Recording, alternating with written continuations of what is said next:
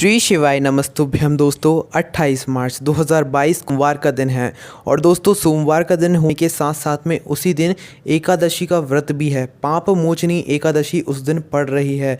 दोस्तों इस एकादशी के दिन सोमवार है और सोमवार है तो भाई बहुत सारे लोग सोमवार का व्रत करते हैं। बहुत सारे लोगों ने पशुपति व्रत को भी धारण किया होगा।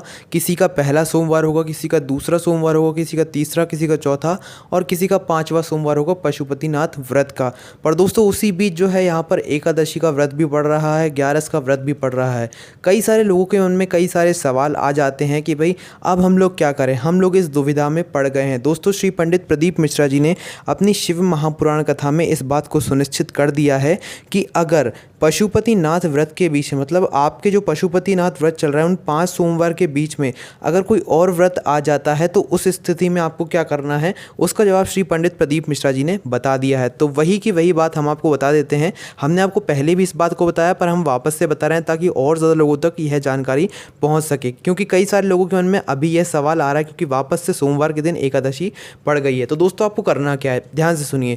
जितने भी लोग ऐसे हैं जो कि पशुपतिनाथ का व्रत कर रहे हैं और उनका जो है कोई सा भी सोमवार चल रहा हो, पहला, दूसरा, तीसरा, चौथा, 5वां, जो कि अभी आने वाले सोमवार में 28 मार्च 2022 को कोई सा भी मतलब उनका पशुपतिनाथ का व्रत आ रहा हो, दोस्तों उसकी जगह पर अगर आप पशुपतिनाथ व्रत तो रख ही रहे हैं, साथ ही में अगर आप एकादशी का व्रत भी रखते हैं, क्या करना चाहिए वो आप लोग सुनिए। दोस्तों आप लोग भले ही पशुपतिनाथ का व्रत रख रहे हैं, आप जानते हैं कि पशुपतिनाथ का जो व्रत होता है वो 5 सोमवार का व्रत होता है। अब इन 5 सोमवार के बीच में जाता है जैसे कि प्रदोष व्रत हो गया, एकादशी का व्रत हो गया या कोई और व्रत आ जाता है, तो उस जगह पर हम लोग क्या करें दोस्तों, उस जगह पर आपको पहले उस व्रत को धारण करना है जिस व्रत को आप पहले से करते आए हैं। पशुपतिनाथ व्रत के पहले से जो है आप लोग जो व्रत निरंतर करते आ रहे हैं, पहले आपको उस व्रत को करना है, ठीक है। अब आप कहेंगे कि भाई अगर हम एकादशी का व्रत, जैसे अभी एकादशी का पड़ रहा है, सोमवार भी है, पशुपतिनाथ का व्रत भी है, तो अब हम एकादशी का व्रत करेंगे तो पशुपतिनाथ के व्रत का क्या होगा। दोस्तों खुद श्री पंडित प्रदीप मिश्रा जी ने बताया है आप उस व्रत को कीजिए। अगर सोमवार को कभी ऐसी दुविधा हो जाती है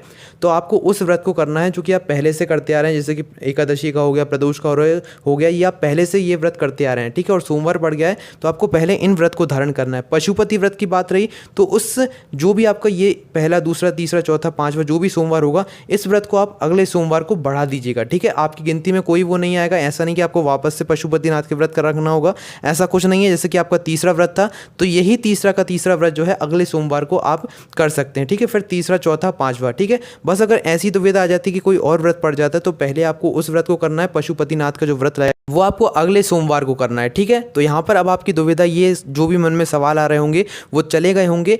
पशुपतिनाथ का व्रत कर रहे हैं, कोई दिक्कत नहीं है। अगर पशुपतिनाथ के व्रत के दिन कोई और व्रत आ जाता है जिसको आप करते ही हैं निरंतर, तो पहले आपको उस व्रत को करना है जो कि आप पहले से करते आ रहे हैं। पशुपतिनाथ का जो व्रत रहेगा जिस भी सोमवार को, वो आपको अगले सोमवार को करना है, ठीक है। ऐसा नहीं कि भाई बिल्कुल बीच में टूट जाएगा आपके व्रत। पशुपतिनाथ व्रत लाइन से चलेंगे, कोई दिक्कत नहीं है। बस बीच में अगर कोई व्रत आ जाता है तो पहले आपको उस व्रत को करना है और पशुपतिनाथ का जो व्रत रहेगा वो आपको आगे बढ़ा देना, और कोई यहाँ पर समस्या नहीं। खुद श्री पंडित प्रदीप मिश्रा जी ने इस बात को कहा। कोई भी समस्या आती है कमेंट करके पूछ सकते हैं। ओम नमः शिवाय, जय भोले बाबा, श्री शिवाय नमस्तुभ्यम।